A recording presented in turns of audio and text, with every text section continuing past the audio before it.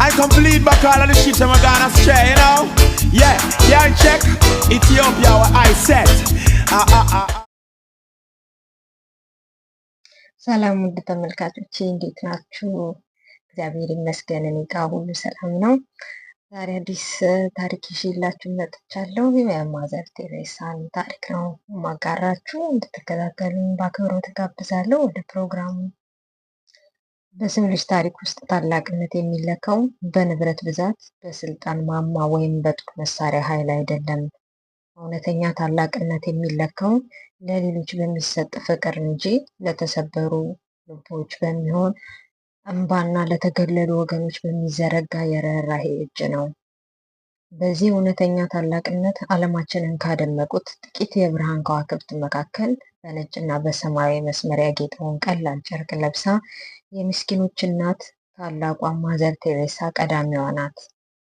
ማዘር ቴሬሳ ነሐሴ 26 ቀን 1910 ዓ.ም በአሁኗ የመቄዶንያ ዋና ከተማ ስኮፒዬ ውስጥ ተወለደች። ወላጆቿ የሰጧት ስም አግነስ ጎንክሼ ቦጃሺዮ ይባል ነበር። ያደገችው ፍጹም ደስተኛ፣ ሃይማኖተኛ እና ለሰዎች አሳቢ በነበረ የአልባናውያን ባለጸጋ ቤተሰብ ውስጥ ነበር። አባቷ ኒኮላ ስኬታማ ነጋዴ የነበረ ሲሆን እናቷ ድራና ደግሞ ለድሆች ያላት ርኅራኄ ወሰን የሌለውና እናትነቷ ለሁሉም የተረፈ ድንቅ ሴት ነበረች። እናቷ ሁል ጊዜ ማታ ማታ ድሆችን ወደ ቤቷ እየጠራች ታበላ ነበር። አግነስ እነዚህ ሰዎች እነማን ናቸው ብላ ስትጠይቅ እናቷ ልጄ፣ አንዳንዶቹ ዘመዶቻችን ናቸው፣ የቀሩት ግን ሁላችንም የአንድ አምላክ ልጆች ስለሆንን የቅርብ ወገኖቻችን ናቸው ትላት ነበር። ይህ ከእናቷ ያገኘችው የርኅራኄ ዘር በአግነስ ለጋ ልብ ውስጥ በጥልቅ ተተከለ። ይሁንና አግነስ ገና በ9 ዓመቷ ሳለች አባቷ በድንገት ከዚህ ዓለም በሞት ተለየ። ቤተሰቧ በአንድ ጀንበር ከፍተኛ የኢኮኖሚ ውድቀት ውስጥ ወደቀ። ነገር ግን እናቷ ድራና በችግሩ አልተሸነፈችም። ይልቅም ይህ ከእናቷ ያገኘችው ወደቀ። ነገር ግን እናቷ ድራና በችግሩ አልተሸነፈችም። ይልቁንም በእጅ ስፌት ስራ ልጆቿን እያሳደገች ለሌሎችም ድሆች የምታደርገውን እርዳታ አላቋረጠችም። አግነስ በቤተ ክርስቲያን መዝሙር መዘመር፣ መጸለይ እና ሚስዮናውያንን በሩቅ ሀገራት በተለይም በህንድ ስለሚያደርጉት የሰብአዊ መብት ስራዎች የሚጽፏቸውን መጽሔቶች በጥልቀት ማንበብ ትወድ ነበር። ገና በ12 ዓመት ታዳጊነቷ ህይወቷን ሙሉ ለፈጣሪና ለሰዎች አገልግሎት ለመስጠት የመነኮሳት ማህበርን ለመቀላቀል በውስጧ ታላቅ ጥሪ ተሰማት። እድሜዋ 18 ሲሞላ የነፍሷን ጥሪ ተከትላ ተወልዳ ካደገችበት ስኮፒዬ ከምትወዳት እናቷና ከቤተሰቧ ጋር ለዘላለም ተለያይታ ወደ ኤርላንድ ተጓዘች። እዚያም የሎሬቶ እህቶች የተባለውን የመነኮሳት ማህበር ተቀላቀለች። ስሟንም የችግረኞች ጠባቂ ወደምትባለው ቅድስት ቴሬሳን ለመምሰል እህት ቴሬሳ ብላ ቀየረች። ከጥቂት ወራት ስልጠና በኋላ እንደ አውሮፓውያን አቆጣጠር በ1929 ዓ.ም ህልሟ ወደ ነበረውና የህይወቷ ማረፊያ ወደ ሆነችው ታላቋ የህንድ ከተማ ከልካታ ተጓዘች። በከልካታ በሚገኘው የቅድስት ማርያም የልጃገረዶች ትምህርት ቤት ውስጥ ታሪክና ጂኦግራፊ የምታስተምር መምህርት ሆነች። በኋላም በትጋቷ የትምህርት ቤቱ ርዕሰ መምህር ለመሆን በቃች። ለ20 ዓመታት ያህል በትምህርት ቤቱ ቅጥር ግቢ ውስጥ በሰላምና በጥሩ ምቾት ኖረች። ነገር ግን ከትምህርት ቤቱ ከፍ ያለ ግንብ ማዶ ሌላ ዘግናኝ የህይወት እውነታ ይጠብቃት ነበር። እንደ አውሮፓውያን አቆጣጠር መስከረም 10 ቀን 1946 ዓ.ም ማዘር ቴሬሳ ለዓመታዊ ጸሎትና እረፍት በባቡር ወደ ዳርጂሊንግ ከተማ እየተጓዘች ሳለ በህይወቷ ውስጥ ሁለተኛውንና ታላቁን የውስጥ ጥሪ ሰማች። በባቡር መስኮት ቁልቁል ስትመለከት የከልካታ ድሆች በረሃብ፣ በበሽታና በጭቃ ውስጥ ተጥለው ማንም ሳይረዳቸው በየመንገዱ ዳር ሲሞቱ ተመለከተች።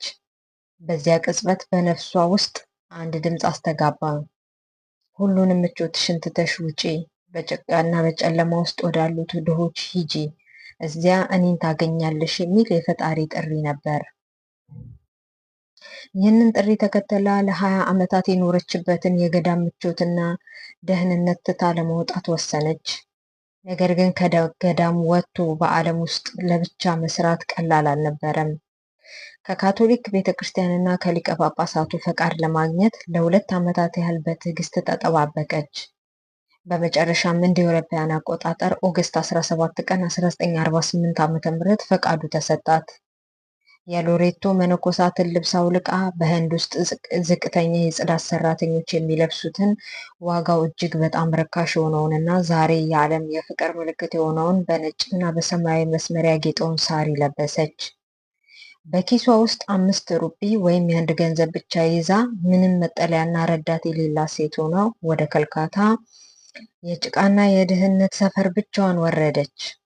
መጀመሪያ ያደረገችው ነገር ምንም መማሪያ የሌላቸውን የጎዳና ላይ ህፃናት ሰብስባ መሬት ላይ ባለው ጭቃ ላይ በዱላ የአልፋቤት ፊደላትን ማስተማር ነበር። ድሆች ህፃናትን ታጥብ፣ ቁስላቸውንም በፋሻ ታስር ነበር። ነገር ግን ብዙም ሳይቆይ ትልቁ ፈተና ከፊቷ ተደቀነ። ከተማዋ በከፍተኛ የረሃብና የኩፍኝ በሽታ ትናወጥ ነበር። ማዘር ቴሬሳ ማንም ሊነካቸው የሚጸየፋቸውን በቁስል የተወረሩ በትል የተበሉ ሰዎችን ከመንገድ ዳር እያነሳች መርዳት ጀመረች። በአንድ ወቅት በአይጥና በጉንዳን እየተበላች በመንገድ ዳር ላይ የተጣለች አንዲት ሴት አግኝታ ተሸክማ ወደ ሆስፒታል ወሰደቻት። ሆስፒታሉ ግን ይህች ሴት ልትሞት ነው፣ የምትድንበት መድኃኒት ስለሌለም ቦታ እናባክንም በማለት በሩን ዘጉባት። ማዘር ቴሬሳ ግን ተስፋ አልቆረጠችም።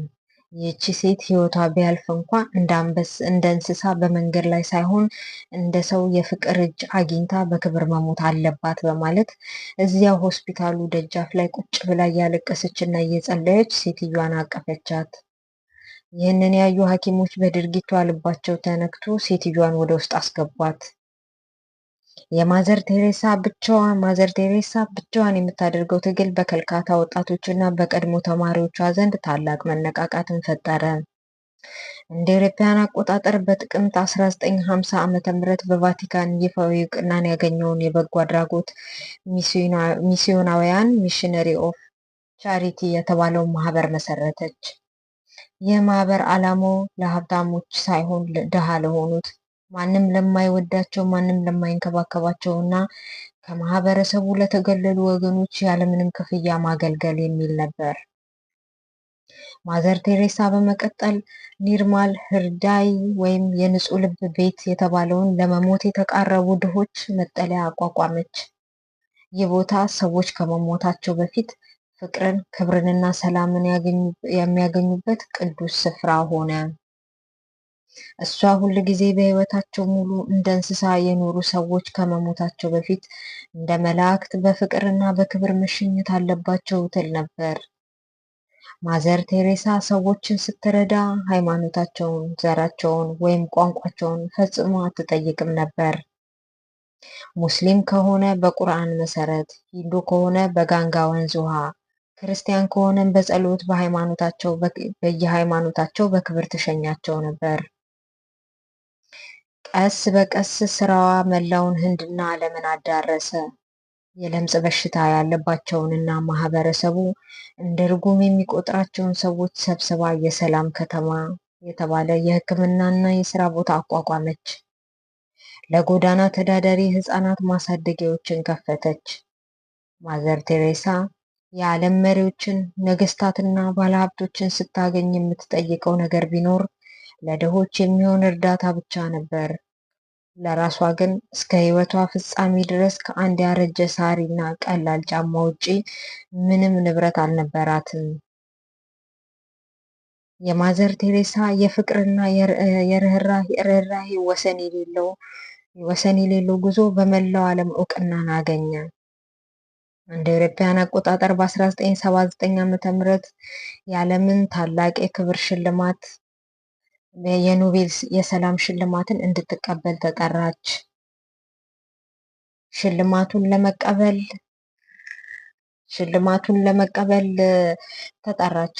ለመቀበል ኦስሎ ከተማ ስትደርስ ለታላላቅ ባለስልጣናት ይዘጋጅ የነበረውን የቅንጦት ግብዣ ሙሉ በሙሉ ሰረዘችው።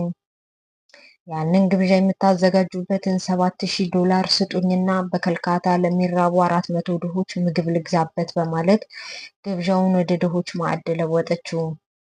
ሽልማቱን ስትቀበልም ይህ ሽልማት የኔ አይደለም፣ የድሆች፣ የተራቡ፣ የታረዙና ማንም የማይወዳቸው ምስኪኖች ሽልማት ነው ስትል የርህራሄዋን ጥግ አሳየች። ማዘር ቴሬሳ በዕድሜዋ መግፋትና በልብ ህመም ምክንያት አካሏ ቢደክምም አገልግሎቷን ግን ለአንድ ቀንም እንኳ አላቆመችም ነበር። በመጨረሻም በተወለደች በ87 ዓመቷ እንደ አውሮፓውያን አቆጣጠር መስከረም 5 ቀን 1997 ዓ.ም በምትወዳት የከልካታ ከተማ ውስጥ የከበረች ነፍሷ ከዚህ ዓለም በሞት ተለየች። የህንድ መንግስት ለታላላቅ የሀገር መሪዎች ብቻ የሚደረገውን የክብር የቀብር ስነ ስርዓት ስቴት ፊኖራል አዘጋጅቶላት በታላቅ ክብር ሸኛት። ካቶሊክ ቤተክርስቲያንም እንደ አውሮፓውያን አቆጣጠር በ2016 ዓ.ም ቅድስት ቴሬሳ በማለት በይፋ ቀድሳታለች። ማዘር ቴሬሳ ለዚች ዓለም የተወቹ ትልቁ ትምህርት በዚህ ምድር ላይ ታላላቅ ነገሮችን ማድረግ እንችል ይሆናል፣ ነገር ግን ትንንሽ ነገሮችን በታላቅ ፍቅር ማድረግ እንችላለን የሚለውን ነው። ዛሬ እሷ በአካል ብትለየንም ያ እጆቿ ለድሆች የዘረጋችበት ነጭና ሰማያዊ ሳሪ ጨርቅ እና ያ ለሰው ልጅ ሁሉ ያሳየችው ንጹህ ፍቅር በታሪክ መዝገብ ላይ ለዘላለም በደማቅ ብርሃን ሕያው ሆኖ ይኖራል።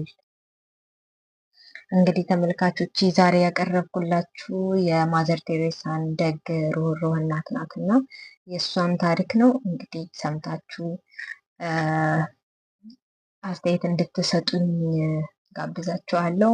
እንዴት ቢቀጥልስ ጥሩ ነው፣ ማስተካከለውን ነገር ካለ እቀበላለሁኝ ማለት ነው። ስለምትከታተሉ ስለምታበረታቱኝ በጣም አመሰግናለሁ። እግዚአብሔር ይስጥልኝ። ባይ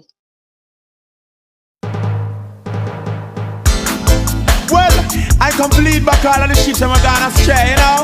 Yeah, check Ethiopia where I said.